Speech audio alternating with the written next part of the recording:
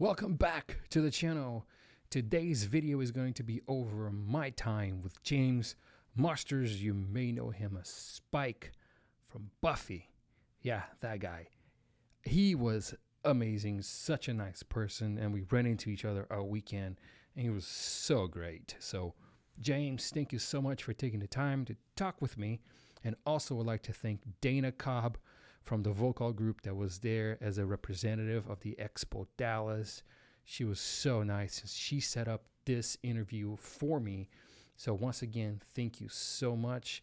And you guys stay tuned because here comes the interview.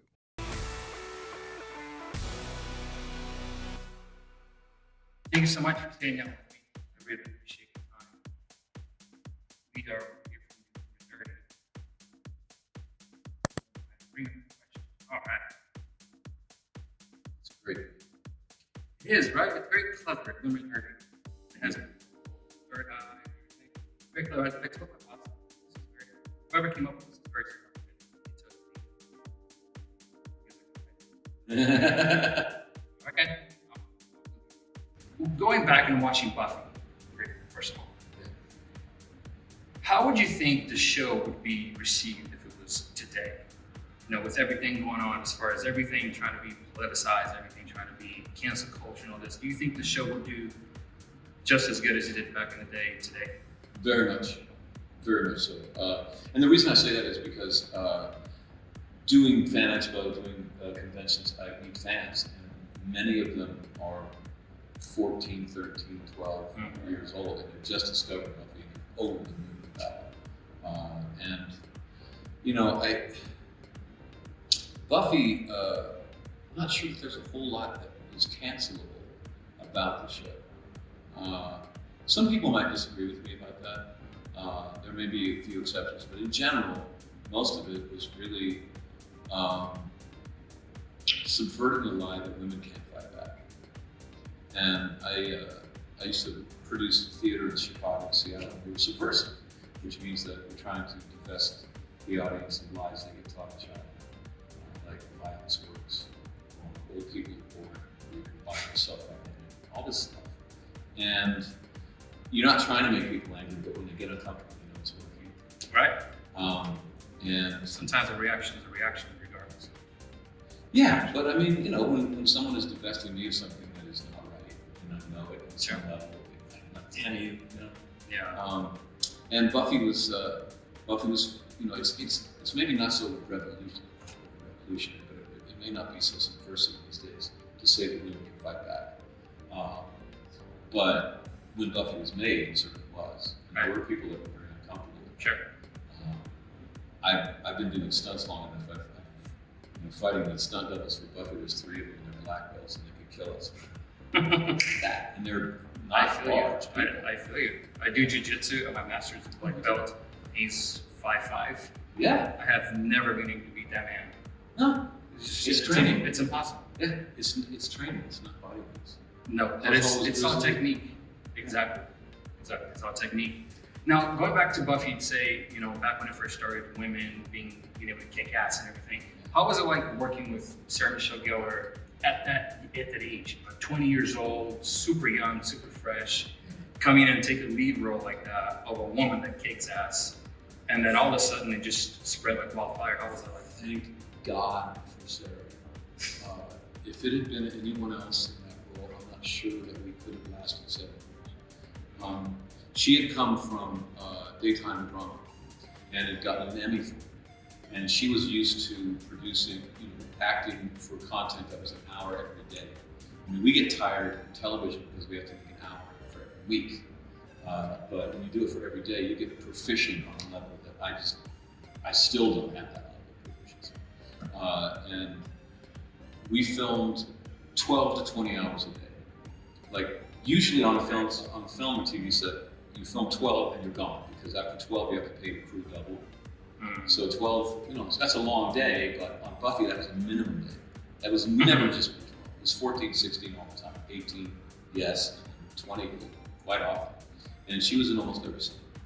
Wow. And I got burned to a crisp. And I wasn't in every scene. Spike was hardly there. Sure.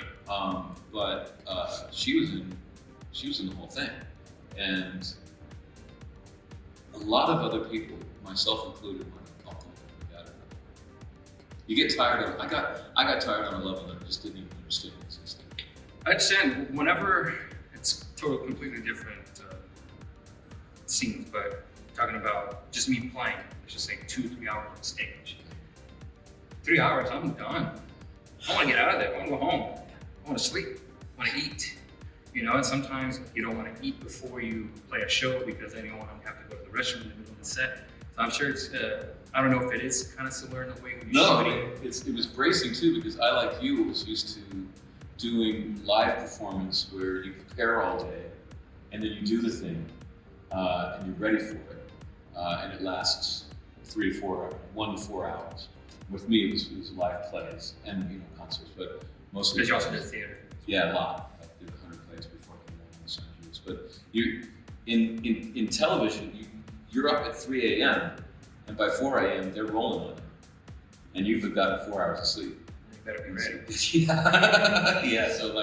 So Sarah was never late. She never didn't have her lines down pat. She never missed her mark. She was just a freaking machine. There's just something about people and their work ethic, especially when they show up early. The first ones to get there and the last ones to leave, and they always have everything down. There's just something about people like that, at like sports or whatever. You see that those are the people usually on top. They communicate that they actually want to be there, right? Which is refreshing. Yeah. Right. And you brought up Spike earlier. Speaking of Spike, what would you say that Spike's reaction would be to this whole pandemic, COVID, and all that? I think he'd love it. He'd love it because there'd be all these people walking around alone at night, not wanting to be with other people, and he would just be like, lunch. Meal's a meal. Yeah, well, put your iPod in there, listen to your music, get lost in your thoughts all alone at night. I love it, yeah. And it wouldn't affect him. If I was him, he's dead already. He's dead already. It's great, yeah. So you don't think he'd be grossed out eating people that are coughing away? No, as long as the blood tastes. As long as the blood is good, right? Yeah, I don't think it's that picky. My favorite thing about you as an actor is how you immerse yourself into these roles. Now, whenever you are reading, for example, for Spike or for Piccolo or for whatever character it is that you're playing, is there something that you take from each and every character that you played before and you bring it on, or do you like to start completely fresh? That's a great question. I think it all builds on stuff that came previously. Like, great example with Spike. They say in theater that you have to have fun. It's called a play for a reason. No one wants to watch actors work. They want to watch actors play very well. And so having fun is kind of the central theme. And I was playing a character that was having fun, so that was good. It was having fun slaughtering people. And if you're playing the character, you really have to internalize that. You really have to come to peace with it on a deep level. Like, how could I imagine myself for real going out into the street and cutting someone's throat open and laughing about it? Yeah, and at that point, the comedy kind of goes away. You're kind of horrified by that. Because there are some moments in Buffy, it's like, okay, wait a second, stop laughing for a second. Yeah, but I mean, even for the comedy to land, I have to make it real for myself. Right. Otherwise, it's kind of cheesy. So that was weird. That was bracing because I didn't want to admit that I could have fun doing that.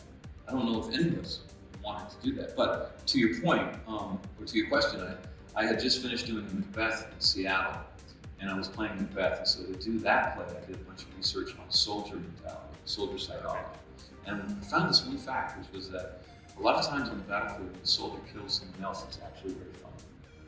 There's a rush of endorphins, and it is a very natural reaction. It's an animal reaction. Sure, it's not you. It's what? It's like it's not you that died, right? I survived. Right. You're gone. There's probably some part of us that's still a predator. Gotcha. Gets off on that, But it is not. It's all of us. All human beings would have this reaction. Sure. Most of us would. And soldiers come back from war often, and they think they're the only one who felt that way. And they feel very guilty about it, and it can destroy their lives. And so it's really important to get soldiers talking to people after they come back and make sure they know they're not alone. So I took that information because I was playing. Macbeth is his professional soldier, so he goes out and instead of going to work in film television, he goes out and cuts people in half. It's his job, and he's a piece of that. And so I had that piece of information, that experience when I got to Spike. I was like, okay, I've already played a character who's comfortable killing people for a good reason. And it was quite a bit extra to go for the thing that I would do it for fun, but I knew that me, James, would probably feel those endorphins and that dopamine if I killed some character like that. And so I could kind of make that bridge happen. So going back to Spike and talking about, feeling having a soul, do you think Spike would do well in a battlefield with the soul back and killing all those people, like actually being able to feel the emotions that he's feeling, you think, or do you think he'll be right out? I think he would be like every other human soldier. I think if he felt like he was doing it for the right reason, for soldiers, the right reasons, protecting your friends and your platoon. And if he felt like he was doing that, he would absolutely be able to do that very freaking well. And then he would probably deal with PTSD. And he would probably feel regret or some kind of, he would probably have nightmares about the things that he did. But I think that if he felt like he was protecting people, he would do it without hesitation. So then, when you talk about Macbeth, going from that to Spike, and then let's say, for example, from that to Zamasu, which is voice acting. Yeah. So how do you? I'm so glad you mentioned Zamasu because you mentioned Piccolo. I was like, I know. First of all, sorry for that movie. Let's not. It's okay. I can admit it's sorry. So how do you? Is there any way you prepare differently? Let's say versus playing Macbeth, playing Spike, and Zamasu. Not inside, but with voice acting, it's a lot closer to theater. In theater, your body is that big, and your head is that big, and your eyes are almost invisible. And so in stage, it's really about hanging words in the air to tell a story, more than anything else. And when you do, voice work for video games and for cartoons,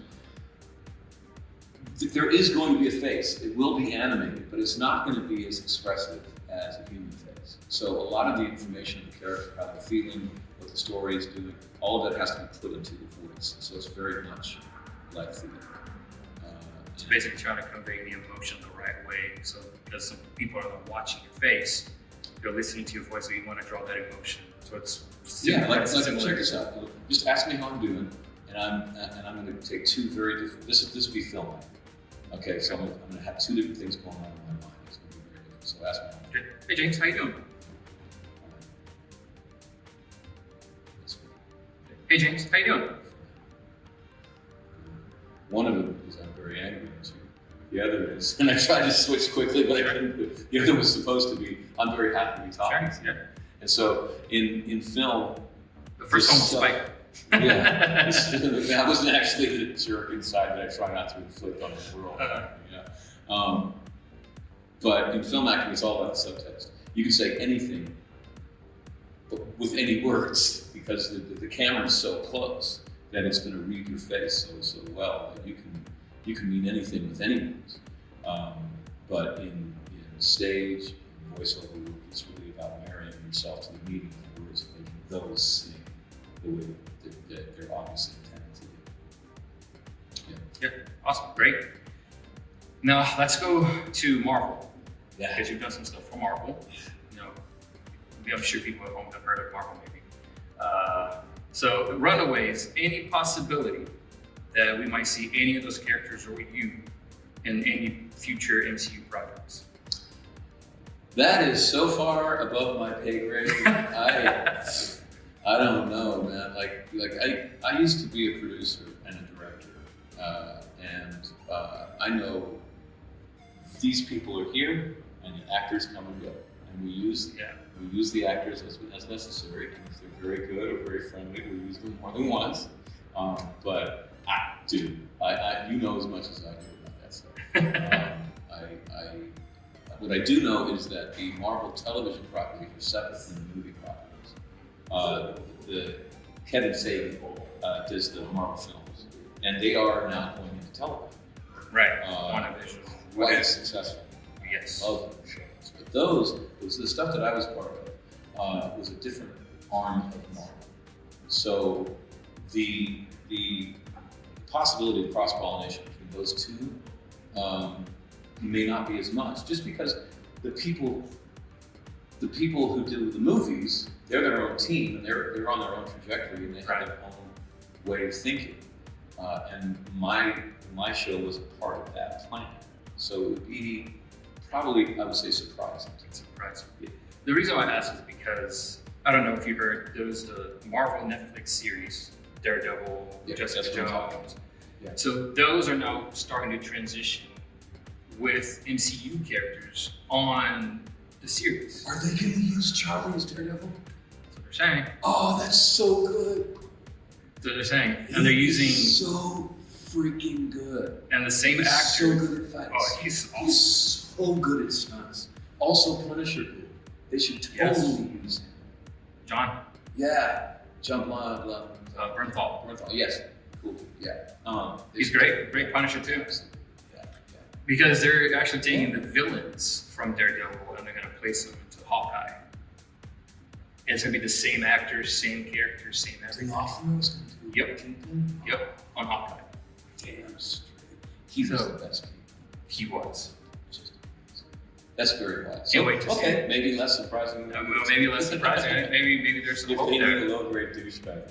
So, speaking about superhero culture, do you wish sometimes that some of these classics, like Macbeth or Hamlet, would be more prominent into the pop culture, or do you prefer those staying in theater rather than seeing all these Marvel movies, superheroes all over the place on TV and movies? No, I mean, I think that taking the themes and some of the elements from Shakespeare is very wise. I think actually Buffy is really Hamlet. It's about a person who gets old enough to realize that the world is messed up. That's a teenager. And when you do, and your eyes are really open to the fact that the world is a very complicated, painful place, do you give up? Or do you take arms against the sea of troubles and by opposing humanity, do you try to make the world a better place? And some of us give up in one way or another. It's here to stop. And both Hamlet and Buffy are kind of making the argument it's better to take arms, it's better to try and not give up. And so I'm all for that. I like Shakespeare as you put it. I'm kind of a purist that way. I don't even like to take it out of the original setting. Like Shakespeare had 300 years of history where he wanted to put his plays. He put them at the time and place that he wanted them for a very specific reason. And to change that, in my mind, Sure. But you see nowadays some shows like that where they're trying to reimagine things and do it in a different way, in a different spin, try to see if they can get a new crowd. Like He-Man, for example, they did the Masters of the Universe Revelations, which is supposed to be a direct sequel to the original He-Man from the 80s. Yeah. And now they're doing a CGI He-Man that takes place almost like in a futuristic setting. Yeah. You know, if it works, it works, basically. Sure. For me, Shakespeare's kind of on his own there. He's like Prince. Sure. Don't remake.